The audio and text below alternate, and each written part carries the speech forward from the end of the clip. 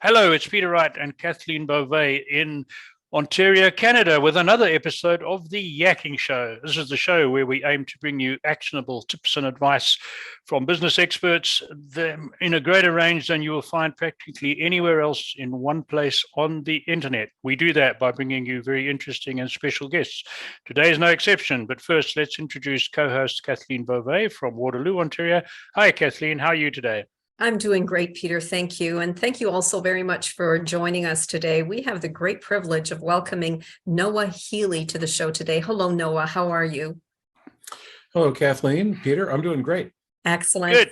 Now, Noah is the founder of Coordisc. This is a company that is involved in IT consulting, strategic planning, and information management. And today he'll be talking to us about strategic planning for the uncertain times that we are finding ourselves in.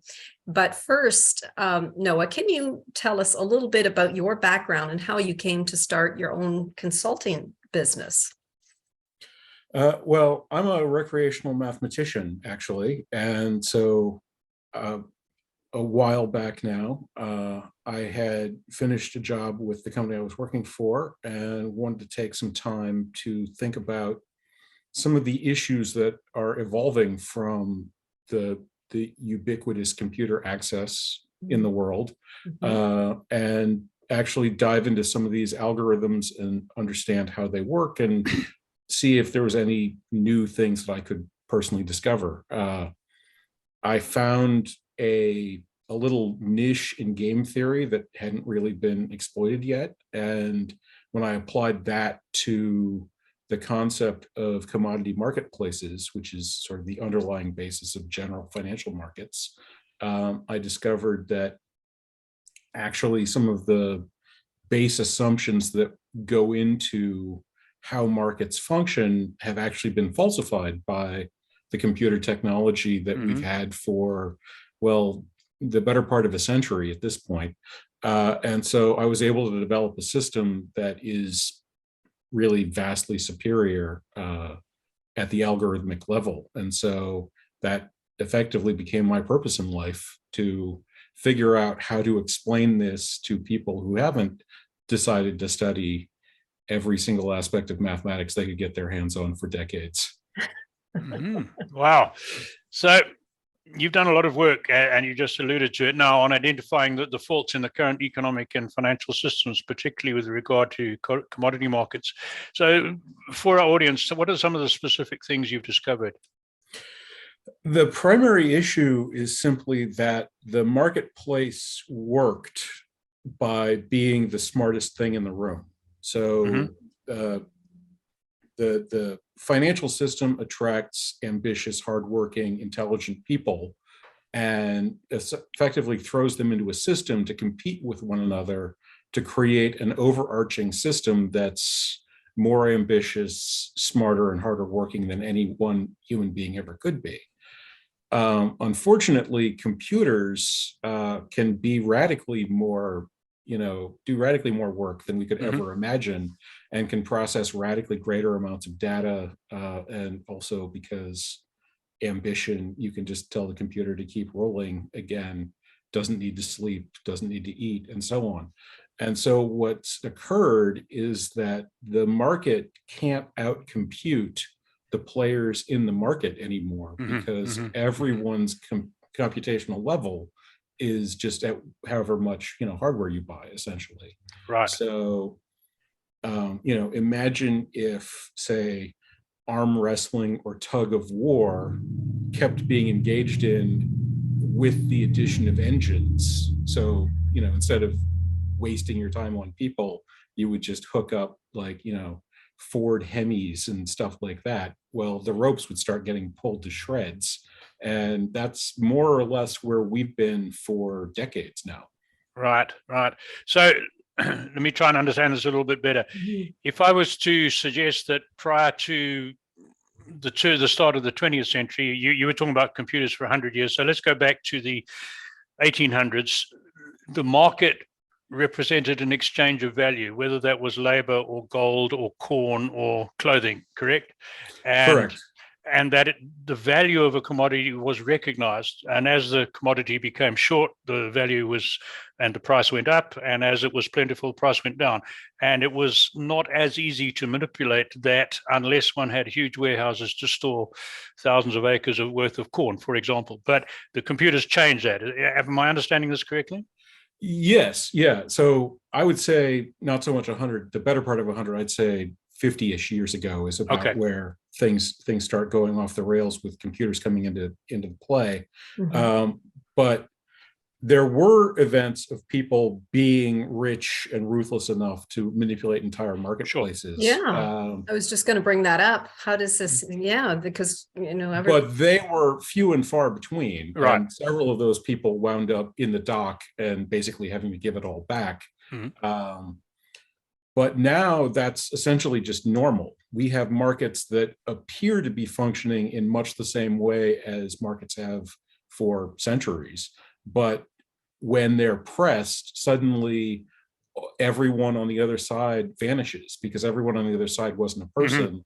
They were computer algorithms that were just waiting to pull the rug out, the second somebody actually leaned on it. They were just creating an illusion.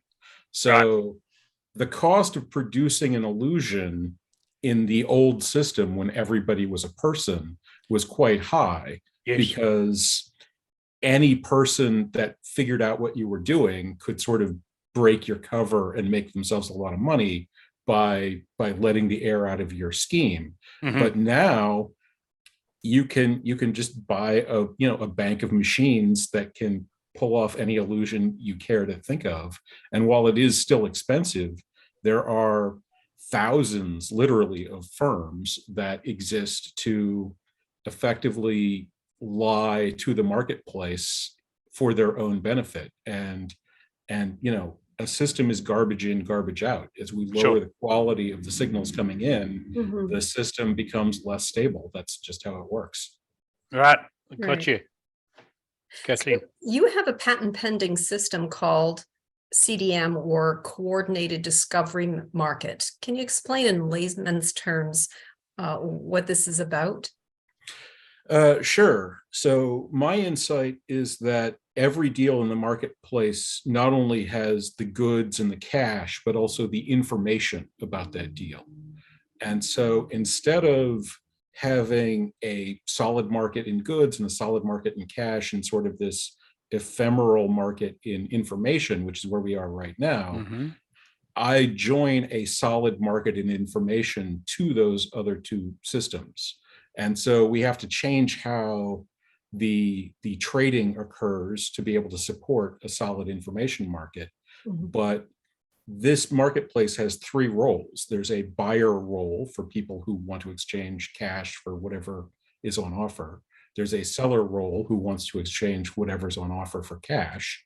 And there's a sort of forecasting negotiation role that people who want to do either of those things, or people who just have relevant opinions that they're proud of, can share with the general system to allow a sequence of pre-negotiated price levels that can then be utilized without the existing sort of market instability.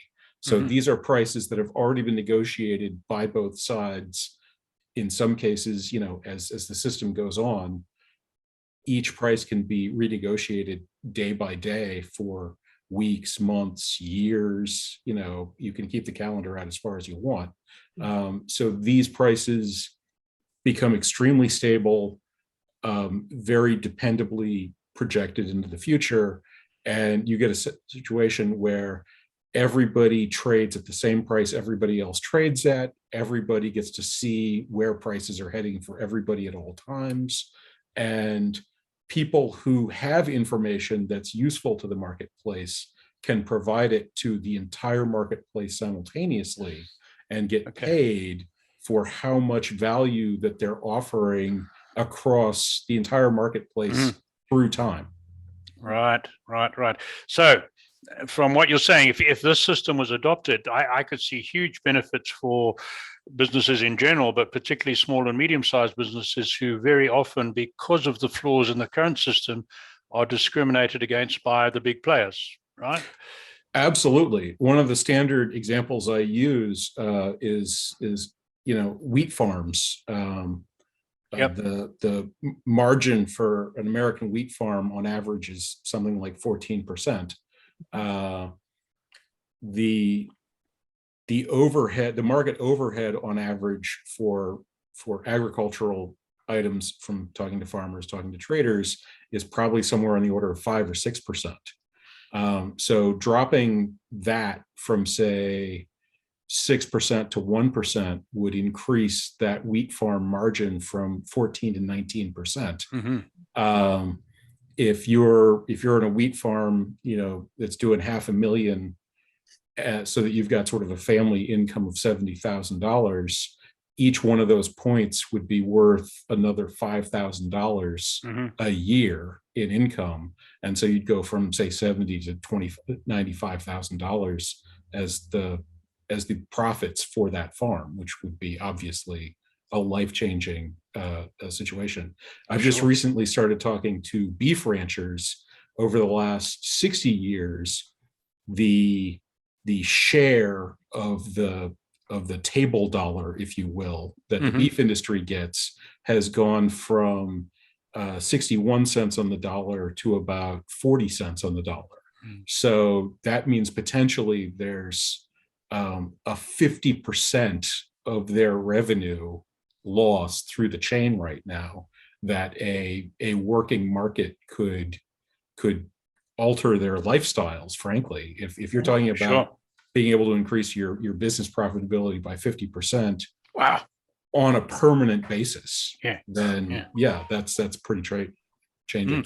And sorry, just to continuing that chain of thought, the ramifications of that are huge, because my understanding is, because of the tight margins both for crop and beef farmers, we've seen a huge exodus of rural families to the city, and more family farms get swallowed up by corporate farming enterprises. So there's a huge social cost to this as well. So if you can reverse that by a fair, call it a fair market, it's going to have huge social implications. Absolutely. That's one of the principal things that makes it so that I can't really do anything other than this, is that we have shifted towards a sort of service model, because service is the only thing that we can sort of show kids makes any money. But production is the backbone of civilization. And so production needs to be profitable for civilization to keep happening. And this would be a strong opportunity to shift the table towards production. And if growing things or making things become significantly more profitable, then we would see social priorities change in a very positive way. Yeah, absolutely. Kathleen, back to you, Kathleen. What is the most important factor that small business owners should consider in their strategic planning right now? Basically, the information environment. We're going to be seeing ongoing instability in the institutions that you interact with, because those institutions were created at a time when internet, computation, and other ideas of the 20th century not only hadn't been conceived of, but if you told anybody that, say, quantum physics was real, they would, we even think that sounds stupid and crazy. We just happen to know that it's true. So we're in a transition point, and to the degree that you can find ways to build new institutional strength across your supply chain through customer base, I think, to unify interests, there's a lot to be said there. There's a lot of valuable information about your business that exists both in computer hard drives that you're not looking at inside your business, and also from outsider interactions with your business that, if you can capture and use, then you'll be able to avoid many mistakes that will kill you if you make them. So finding ways to incentivize both the systems that you build and the people you interact with to give you a hint when they see things that could be doing better is I think the best way that we have to go forward. Right. So picking up on that, and we had a very brief chat about this right at the start before we started the show. Very new technology. Let's talk about AI and things like ChatGPT that can generate content that's almost as good as stuff generated by humans. Is this going to have a big impact on this information gathering and small business surviving in the current times? They're going to crank up the noise level by a degree that's very hard to truly imagine. Mm-hmm.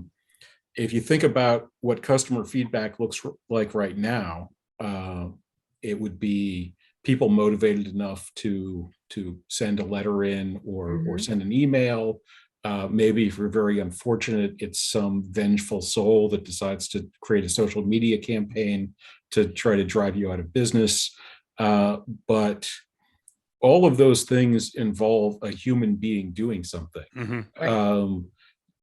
One of my first jobs getting out of college was actually building what we refer to in the company as a spam cannon, a thing to send out the newsletter to the 50,000 or so people who were on the email list of the company I was working for, and personalize those letters to each individual.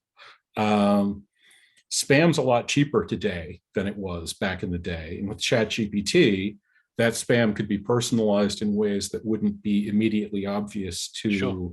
PhDs in English. Yep. So you could see a scenario where 100% effectively of customer feedback and other things like that were completely fake, and Yep. they could all be generated using deepfake technologies and, I'm not a person types of inputs. They could be on camera, direct to address, vocal things that would, Mm-hmm. which again could all be generated by one person who, had a bad French fry and decided to try to drive you out of business. So these sorts of things are one sort of very obvious avenue of attack. Another much less obvious avenue of attack is that the things that make them work is the very large fund of pretty decent content that humans have generated over the last 6,000 years that's online. Right. But as the content that they produce becomes relatively indistinguishable from the content that we already have, it becomes possible to create very large amounts of new data Yep. that might be subtly wrong. So I'm a child of the 70s and 80s, and I remember, the debates about, say, Steven Spielberg's predilection for sort of inserting ads into his movies, which is generally, we all just accept that that's a thing that happens in Hollywood. Right. But it would be relatively shocking for us if our web browsers start digesting things for us, and then it becomes practical and indeed important to corrupt the underlying data flow so that ad copy is subtly inserting itself into the texts of, say, the great books or something like that. So you're reading a translation of Dostoevsky, and the translation bot that's translating it for you has been corrupted so that certain words or phrases are translated to be ads for things, or to slant your political opinions, or frankly anything else anybody can imagine. These types of things are now really basically a living reality, and our existing social institutions certainly can't cope with those. So finding ways to stabilize your industry or business is going to require taking some time, picking your head up, and thinking about some of these deeper issues. What sorts of threats that could exist that could be damaging? What sort of opportunities exist? Where the moral lines are? And when you see these things, getting out there, creating associations, trying to figure out how to get people to behave in ways that are constructive and helpful, because we all need to work on this to get to a future where our technology isn't going to kill us, and not in like Skynet Frankenstein sense, but more in the, if we never figured out that you have to put an exhaust pipe on a car and we just vented the engine into the driving compartment sense, like if we just use these things wrong, they'll kill us, just because we're using them wrong. Sure. Yeah, wow. So something that you call yourself, let me get this right, you call yourself as an algorithmist with a conscience. So I really like that term. Explain that a little bit more to our audience. Well, the thing that actually got me into computational math in the first place was training in engineering. And one of the key parts of the engineering training was an ethical component, the idea that as a professional, you need to master a body of work that is sufficiently complicated that it isn't possible for your employers and other members of your society to master that body of work.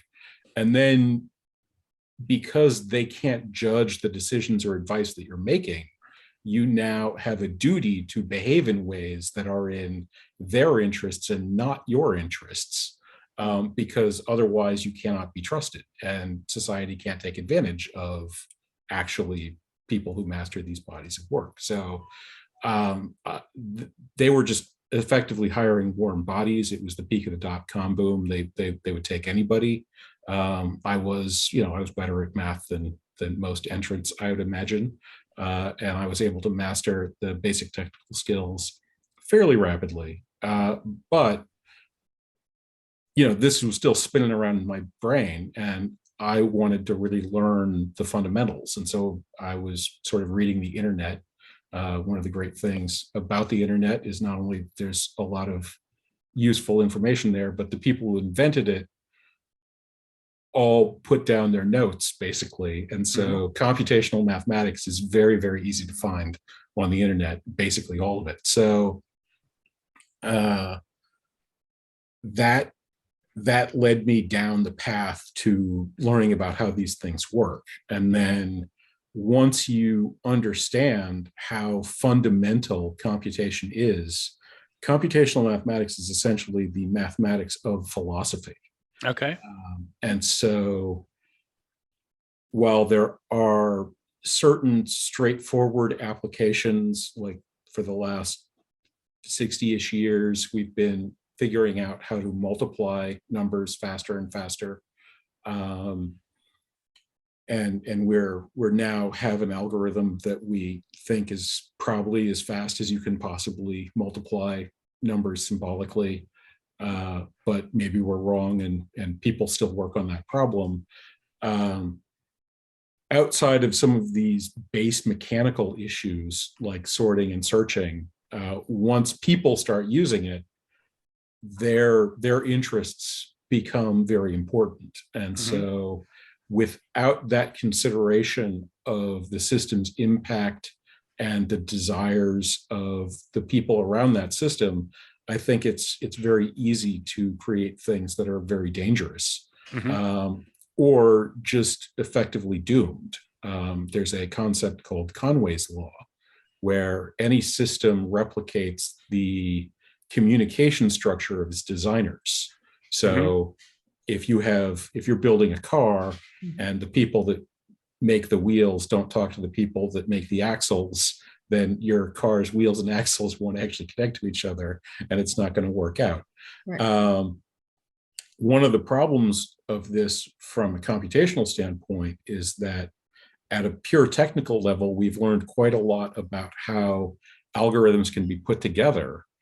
And what we've discovered is that the best way to put algorithms together don't necessarily resemble the sort of hierarchical tribal behaviors that corporations actually set up. So one of the reasons corporate software tends to suck so bad is that it's written very poorly. Mm. And it's written very poorly, not because the people that work there are incompetent, but because they work for a corporation and are more or less forced to write corporate structured code as a result of that, which sucks because we've already done the math. We know mathematically that that's a bad idea. Okay. Right. Very good. So Noah, what type of clients are you looking for right now? I'm primarily looking to license this technology to people who can use it. So people like broker dealers or exchanges, but also a bit more expansive industry associations. And I'm actually working with a couple of people who are trying to set up crypto exchanges. So sort of lone or paired cowboys who really want to take things in a very different direction. So those sorts of things are the primary user base for CDM. The other possibilities are sort of medium to large size companies that would want to figure out how to wrangle their own internal data systems, because once you're big enough, actually having internal markets for project management and things like that for other kinds of data. Many people have tried market-based project management before, and it's almost universally a disaster. But that's largely because the markets that exist were built out for exchanging actual physical product. And so doing a one-to-one translation, it just isn't a very good fit. My model is very much about finding information consensuses. And so that kind of system can change the incentives in ways that make it so that sabotaging your own project for personal benefit is no longer the best thing for you to do, which is very typically what happens when people sort of slap in, oh, let's just have the market take care of everything. Right. Interesting. No, here's one for you. And it's not one of the questions I was going to ask you, but because you've been talking about markets, just before we started the show today, I read a news item that said, for the first time, the gross domestic product of the BRICS group of countries has overtaken that of North America and Western Europe. And I think they've hit 31.6%, and USA, Canada, Mexico, and Western Europe are 30.2%. Do you think that trend is going to continue, or do you think we will, I say we collectively, North America, Europe, get back into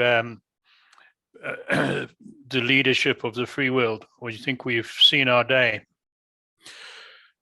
I think there's a lot of opportunity if we manage to bridge this technology gap. So I think that we are entering the fourth age of mankind. I think computers are a bigger deal than steam engines. I think steam engines were a bigger deal than plows. I think that we're going to need new governmental, cultural, financial, and even religious structures to be able to cope with what these kinds of things mean. And I don't see anyone presently in a position to have any of those things that have any kind of a future. So, for example, with the BRICS, one strong cautionary note I would point out is that the C is China. And China's internal data about how their economy is doing is also what they use for promotion within the Communist Party, which is also the only kind of promotion that matters in the country.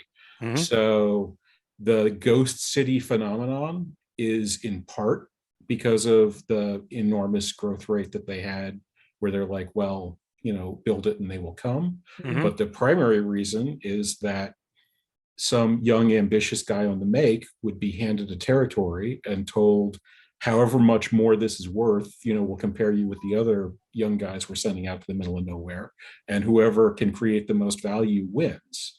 Well, a rice paddy or a 70-story high rise the 70-story high-rise must be worth more, right? Sure, sure. Not if people need to eat rice and nobody wants to live in the building, but that's not the way they're doing the accounting. So they're doing basically mark-to-model accounting across their entire country and have been for decades. Now, they've so far been able to lean on the markets to provide sort of external modifications to that, but we're watching the markets disintegrate in real time. Yeah. So that lean isn't going to last, and they're still doing the sort of mark to fantasy system. So it's very hard to tell how big their economy actually is, Sure, how real it actually is. And that, frankly, is also true of Western Europe, us, the United States. We just recently had a banking kerfuffle that was based in large part on a mark to fantasy ruling that allowed them to not have to restate the value of the bonds they were using for reserves, under the condition that the United States government is rug pulling the bonds because it needs to deal with the inflation crisis. Right. Interesting times. We're running short of time, but there's something I need to ask you, because you've had a lot of experience with a huge range of different people.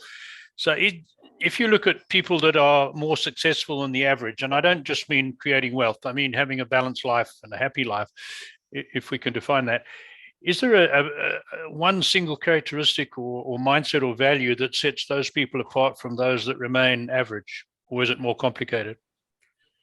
Well, doing the work effort is an amazing thing. I wish I was harder working, but the one I like is that the common trait shared by the most successful subgroup of human beings who've ever lived is having written a programming language.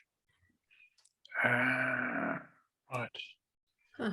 There's only a few thousand of them, and of course they're all currently alive, which gives them a huge leg up over most human beings who've ever lived. Well, they're not all currently alive, but almost all of them are. And there is actually a very deep learning process that you have to undergo in order to create a novel language. So for young or old folks out in the audience that would like to understand more about computers, the internet, and where the future might be lying, try that as a research project for yourself. See if you can write a programming language. Right. Wow. That's a good one. That's a very good one. Thank you very much for that, Noah. And while I've got the floor, a very quick message to our audience. You've seen another one of our amazing, interesting guests today, and listen to him. If you don't want to miss out on our next lot of very interesting guests, hop onto our website, theyakkingshow.com, find the form, sign up for our weekly newsletter. We only send you one email a week, and we'll tell you about the guests that we've got coming along. So back to Kathleen. So Noah, tell us how our audience members can contact you. Well, the easiest, most direct way to get in touch with me is my email address, noahphealy@yahoo.com. But there is a website, Coordisc, COORDISC, that has a lot of information about CDM at it. And of course, you could also find me on LinkedIn. I'm just Noah Healy there. Great.